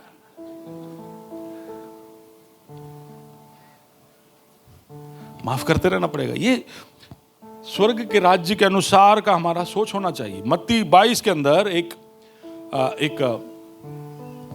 विवाह के फंक्शन के विषय में लिखा है कि विवाह के लिए न्योता मिला सबको। मैंने कहा था कि कुछ कुछ लोगों को न्योता मिलता है, बैंक्वेट, बड़ा भोजन हो रहा है, और बहुत लोगों को इनविटेशन दिया गया कि आओ भोजन में आओ, इनवाइट। कुछ लोग खोजते हैं लेकिन कुछ लोग को इनवाइट दिया जाता है। लेकिन वहां पर उस दृष्टांत के अंदर ऐसा बताया कि एक व्यक्ति उस भोजन में जाता है लेकिन सीधा फैक्ट्री से निकल के आके भोजन में चला जाता है। तो गेट पे उसको रोक देते, बोले कि वो उस जमाने में शायद इनवाइट के साथ साथ सबको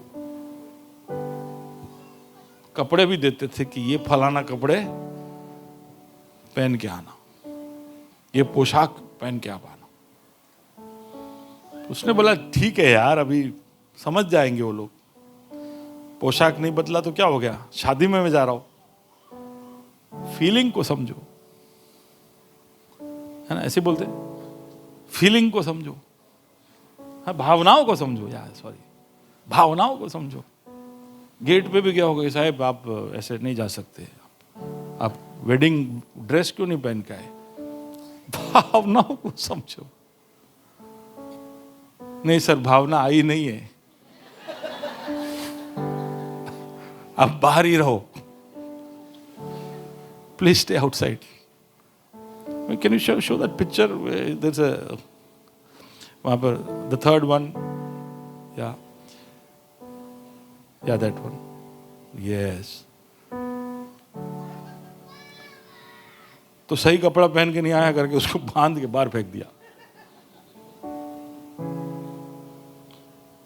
बाजू वाले को कहो स्वर्ग का राज्य स्ट्रिक्ट है, उसके अपने नियम है, वो नियम के अनुसार वो चलता है। आपके नियम वहां नहीं घुसा सकते। कुछ कुछ चीजें हैं, मन न फराओ तो चाले,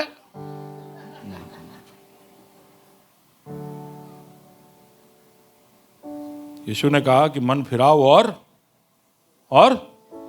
बपतिस्मा लो। बपतिस्म नहीं लो तो चाले, नहीं चाले। फिर वो पिक्चर दिखाने का, जेफी जो नहीं हुआ, બેપ્ટિઝમ ના લો તો આવું થાય। મને ખબર નહીં, ચલાઈ લે તો તમારી, चल गया तो ठीक है। बोले હું તો બોમ્બે એટલી વાર ટિકિટ વગર ગયો છું। એ બોમ્બે છે, આ સ્વર્ગ છે, એ इंडियन रेलवे છે, यहां पर गब्रियल ने मिखाइल छे, टिकट चेकर। यीशु मसीह के धार्मिकता के वस्त्र नहीं पहने तो स्वर्ग में एंट्री। ये कुछ बातें हैं जो स्वर्ग की है, जो प्रभु यीशु हम सब के लिए छोड़ कर गया है।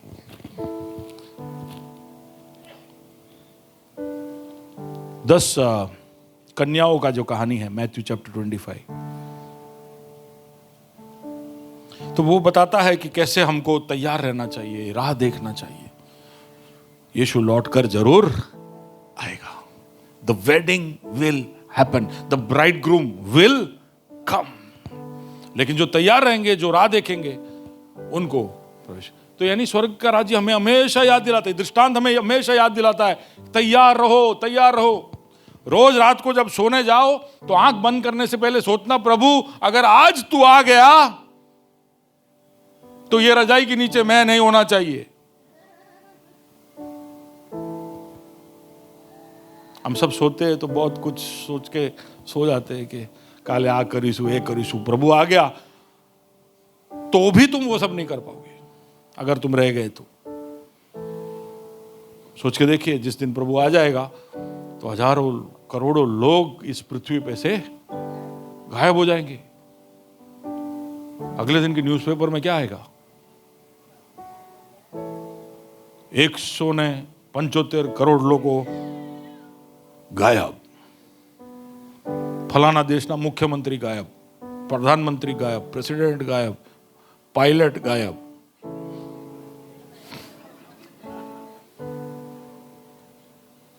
ट्रेन ना ड्राइवर गायब, इतने सारे गाड़ियों के ड्राइवर गायब।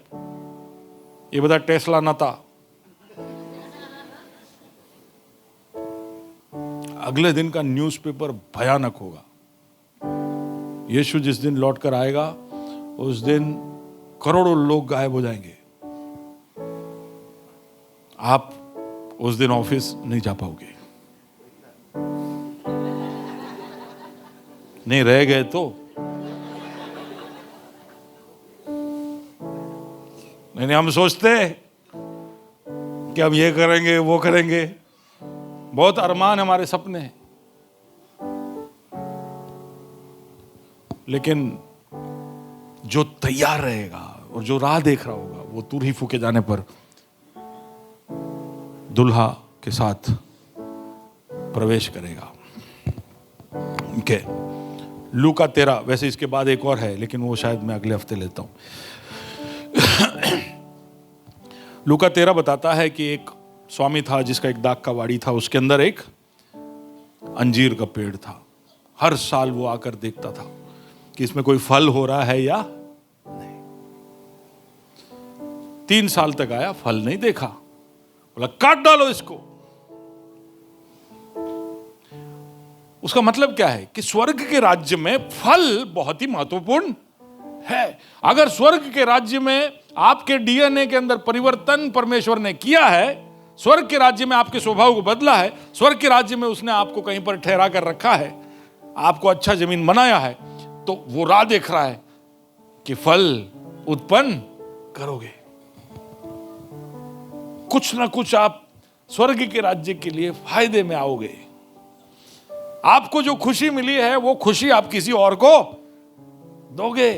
आपको जो आनंद, जो शांति मिला, जो छुटकारा मिला, उसके विषय में आप किसी और को बताओगे। अलिया मने तो बहु। मेरे पिताजी एक दृष्टांत बताते थे कि एक आदमी अपने घर के बाहर निकलता है तो वहां पर एक कुत्ता घायल देखता है, जिसका कोई गाड़ी वाड़ी लगने से पांव टूट गया उसका। तो उसको उस कुत्ते पे दया आता है, एक लकड़ी लेके उसका पांव बांध के देता है। कुछ दिनों के बाद कुत्ता चलता फिरता हो जाता है, इंसान खुश हो जाता है। कुछ दिनों के बाद वो कुत्ता दूसरे एक लंगड़े कुत्ते को लेके आता है और वो घर के बाहर खड़ा है। ना इंसान डॉक्टर है ना कुछ भी, पर उसने दया दिखाई तो कुत्ते को भी मालूम है कि क्या करना चाहिए। बाजू वाले को बोलो कुतरा नहीं खबर छे।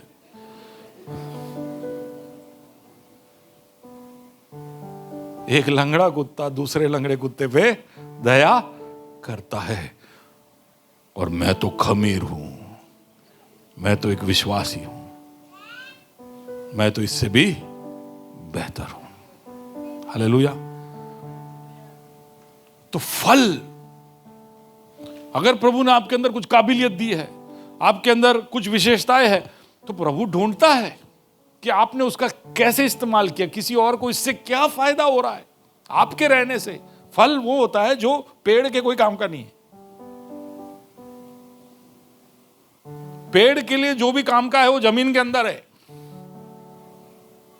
दिखता नहीं है।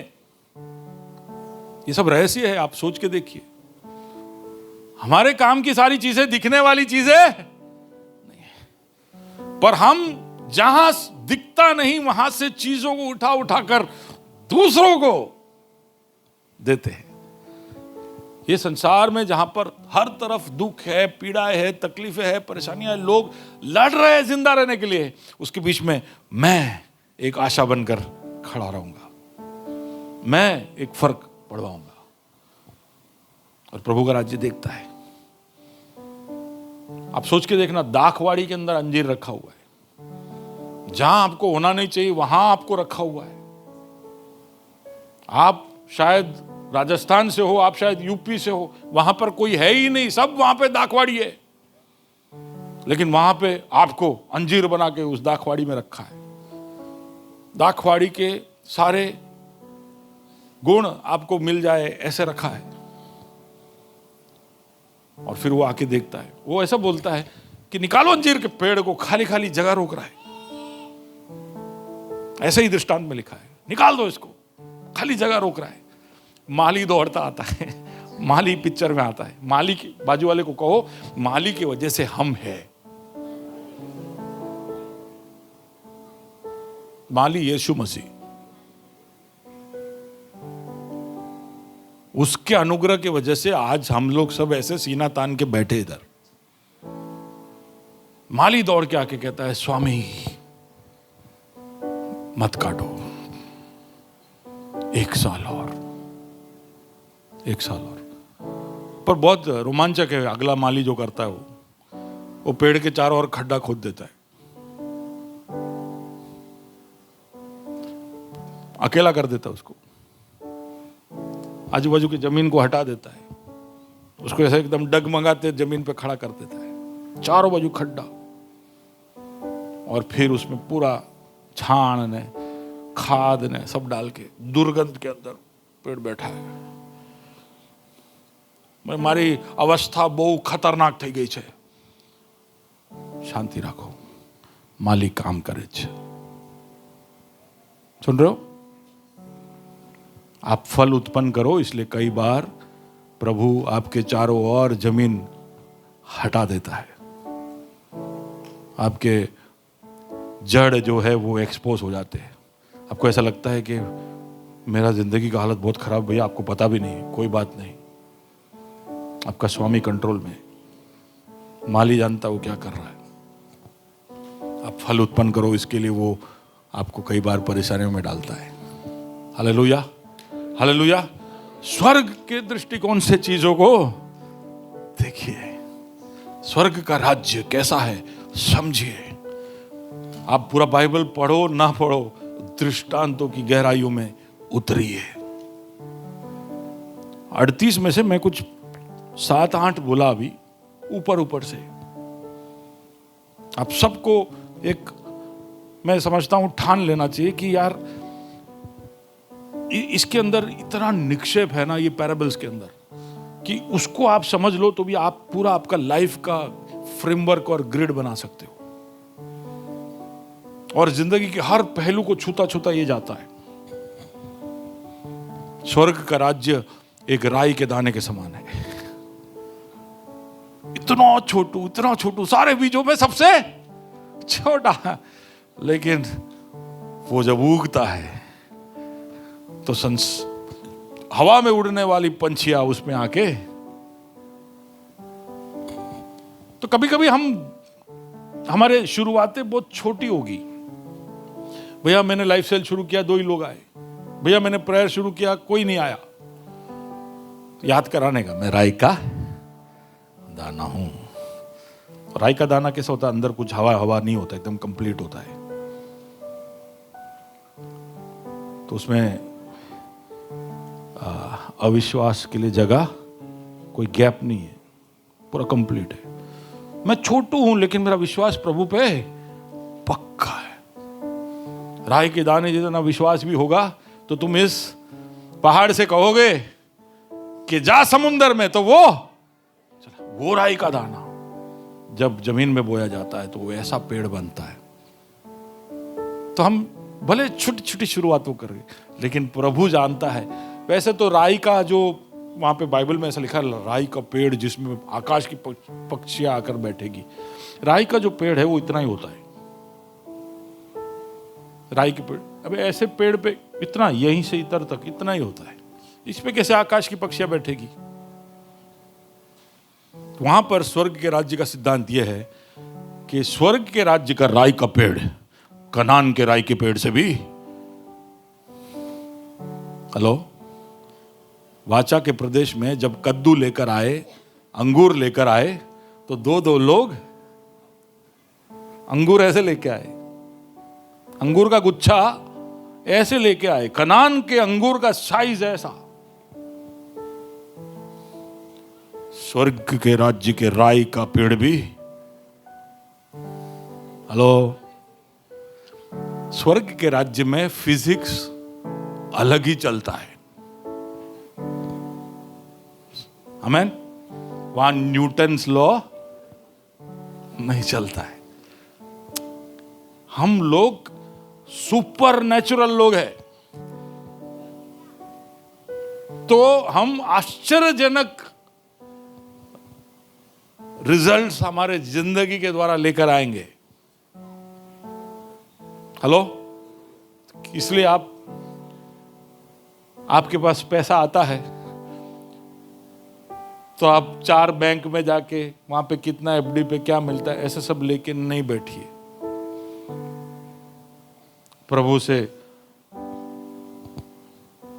बुद्धि पाइए। अगर आपको बल देता है तो वो बैंक एफडी में आप जिसको सीमित कर रहे हो वो आपको ऐसी बुद्धि दे सकता है कि उसका कई गुना वो करके दे सकता है। याद है, दौलत पाने की सामर्थ कौन देता है? यहोवा देता है। तो हम सोचते हैं कि इतना है तो इतना ही कर पाएंगे, ऐसा नहीं है। इतना है तो भी हम बहुत बड़ा कर पाएंगे। तो इसलिए अंद्रियास जब वो लड़की को लेके आया, बोले 5 रोटी और 2 मछली और इतनी बड़ी भीड़। यीशु ने कहा, लाओ राई का दाना, आकाश की पक्षियां आज इस पे बैठने वाली है। सब खा लिए। उसके बाद 12 टोकरी बचे। हेलो, स्वर्ग का राज्य ऐसा है। अब तो और कितने दृष्टांत है। तो कलीसिया में आपसे अनुरोध करता हूं, वैसे मैं इसको आगे बढ़ाऊंगा, अगले हफ्ते इसके ऊपर हम आगे बात करेंगे कि स्वर्ग का राज्य के अंदर और क्या क्या अनोखी बातें हैं। लेकिन एक मन बनाइए कि स्वर्ग के राज्य की गहरी बातों को आप समझेंगे, क्योंकि आप नागरिक स्वर्ग के हैं। हम संसार को या यहाँ के जीवन को जैसे संसार के लोग देखते हैं वैसे नहीं देखेंगे। एक अलग से लेंस लगा के हम जिंदगी को देखेंगे, हमारी वास्तविकता को देखेंगे, क्योंकि हम वहाँ के हैं।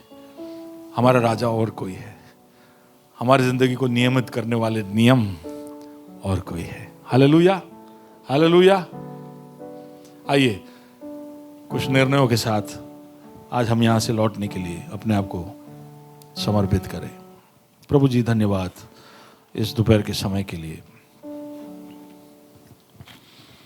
तेरे वचन में से कुछ गहरी बातों की ओर हमने गौर किया खुदावन, जो हम जानते थे, लेकिन इन सच्चाइयों के अंदर प्रभु जी, इन कहानियों के अंदर, इन दृष्टांतों के अंदर तूने स्वर्ग के मर्म छुपा के रखे हैं, स्वर्ग की असलियतें छुपा के रखी है। तो उसको समझने के लिए, उसको हमारे जहन में उतारने के लिए प्रभु जी हम हमारे मनों को बनाए, क्योंकि हम स्वर्ग के हैं। हम स्वर्ग की बातों के खोजी बने, हम स्वर्ग की बातों पे ध्यान लगाने वाले बने। और इसके लिए जरूरी होगा कि स्वर्ग का राज्य कैसा है, ऐसा हम पूरी तरह समझ जाए।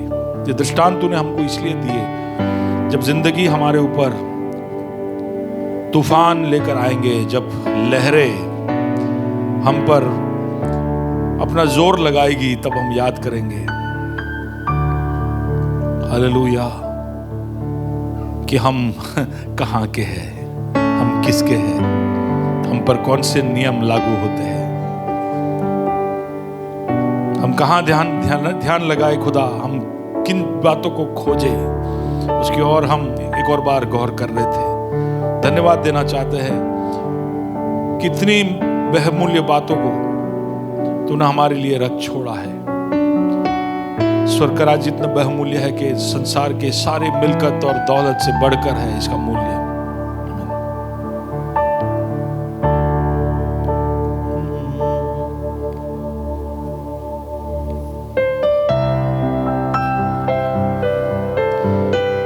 एक क्षण अपने स्थानों में खड़े हो जाए और प्रभु से बात करें कि प्रभु मेरे दृष्टिकोण को बदलना, मेरे देखने के नजरियों को बदलना,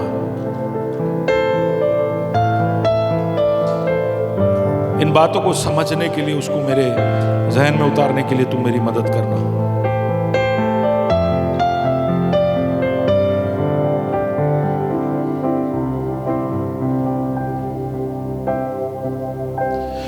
उठते हुए लहरों में तू ही मेरी चट्टान, उबड़ते हुए लहरों में तेरे के निशान, उठते हुए उफानों में तू ही मेरी चट्टान, उबड़ते हुए लहरों तेरे कदमों के निशान। स्वर्ग के राज्य की जब सच्चाइयों को हम समझ जाएंगे तो इन उफानों के बीच में हम चट्टान को पाएंगे। प्रभु ने ये दृष्टांत चट्टान के रूप में हमारे लिए रखे हैं। उसने उफानों को बढ़ते हुए परिस्थितियों में से हमको निकाला नहीं है।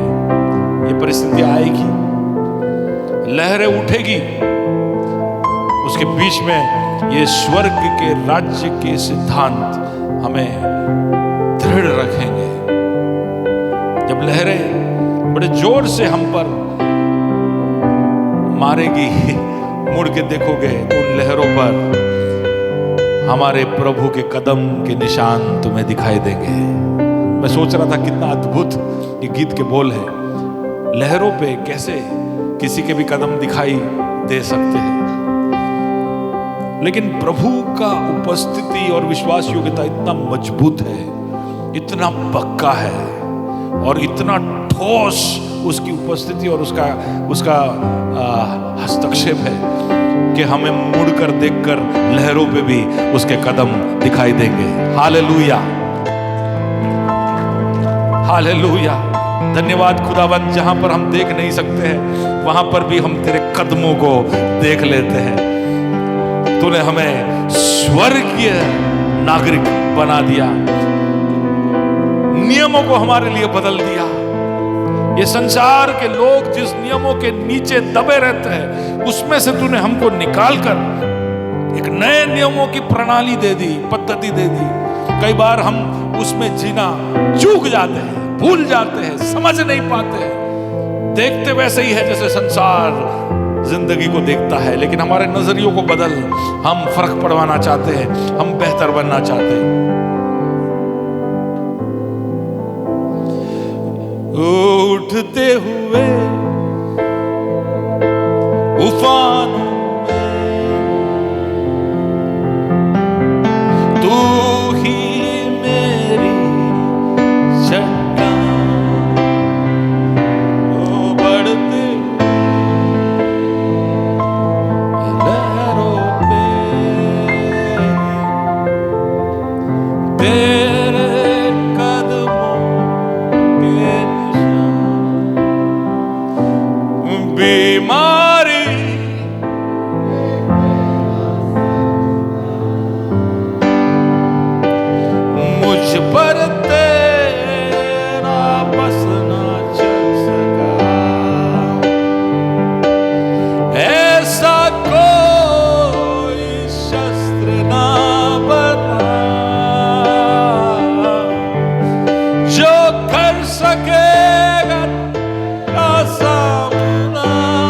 बार घोषणा करे, बीमारी देख तेरा सर झुका,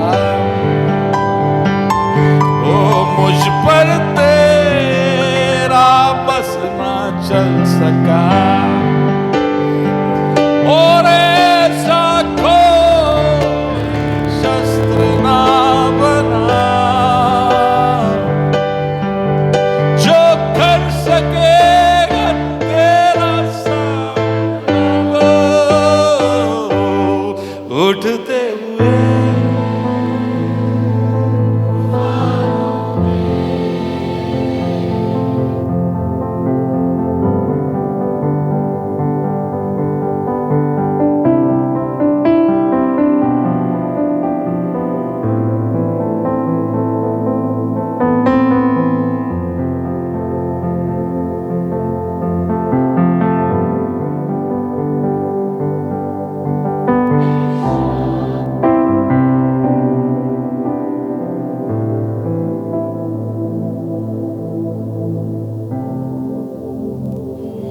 प्रभु जी धन्यवाद देना चाहते हैं इस समय के लिए, तेरी उपस्थिति हमारे बीच में है, इसलिए धन्यवाद। अपने आप को तेरे हवाले समर्पित करते हैं यीशु मसीह के नाम से।